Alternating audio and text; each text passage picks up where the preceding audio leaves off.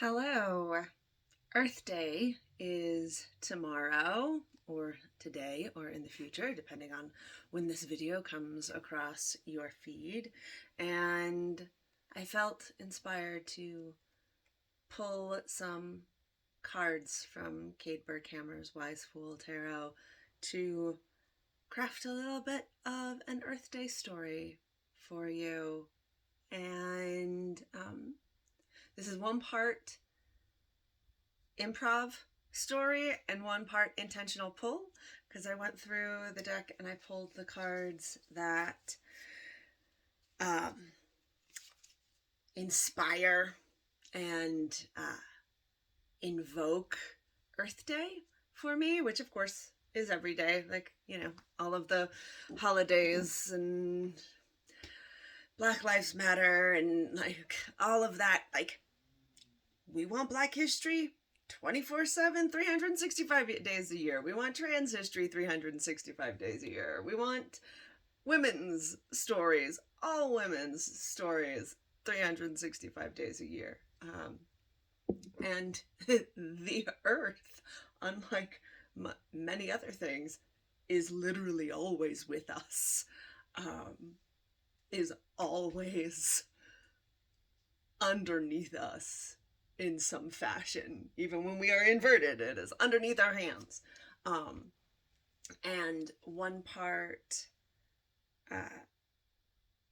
so one part intentional pulling and one part tarot improv, because I don't know what I'm going to say about these cards. I haven't scripted it. I'm not reading it. That's just going to come through. But the cards I intentionally chose.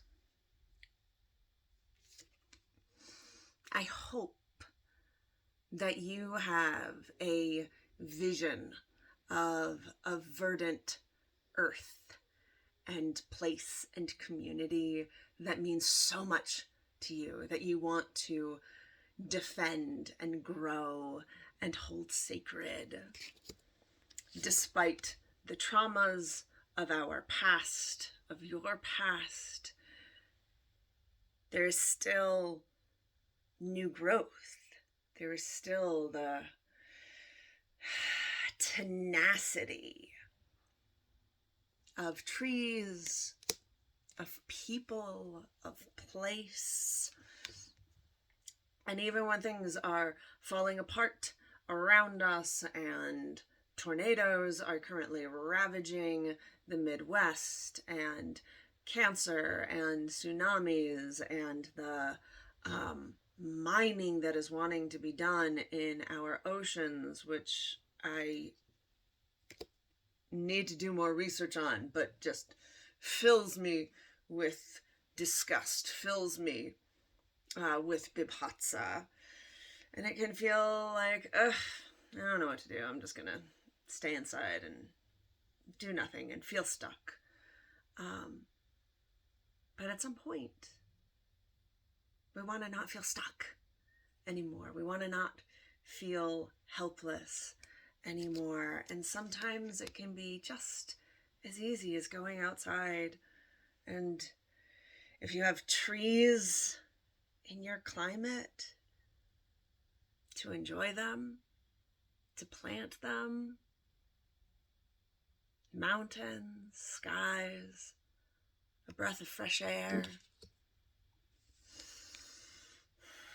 and feeling the majesty of the land and the waters all around you, the skies above, and knowing that we are connected to all of it, that we can't exist without it.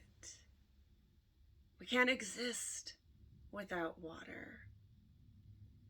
So what's one small thing to do to help the water on Earth Day? What's one small thing to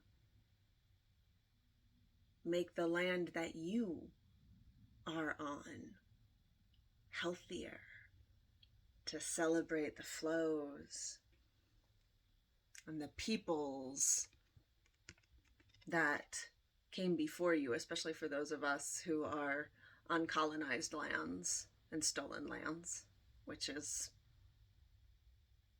in my country anyway, almost all of us.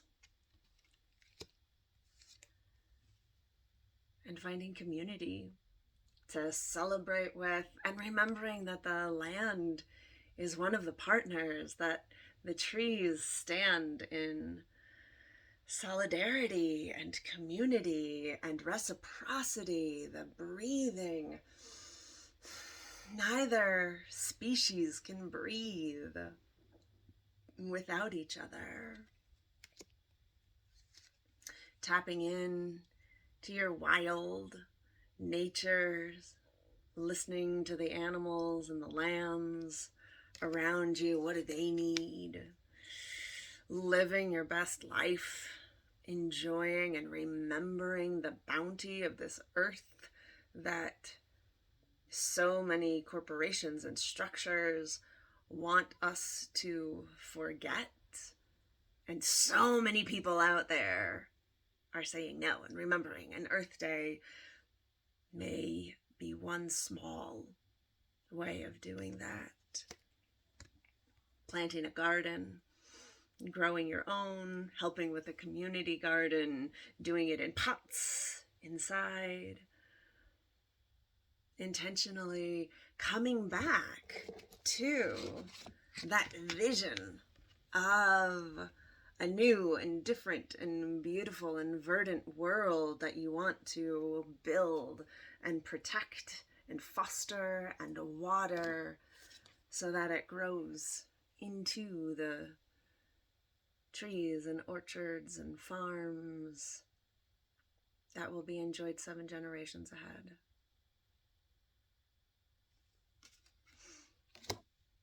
Have a beautiful Earth Day now and today. Now and every day, obviously today.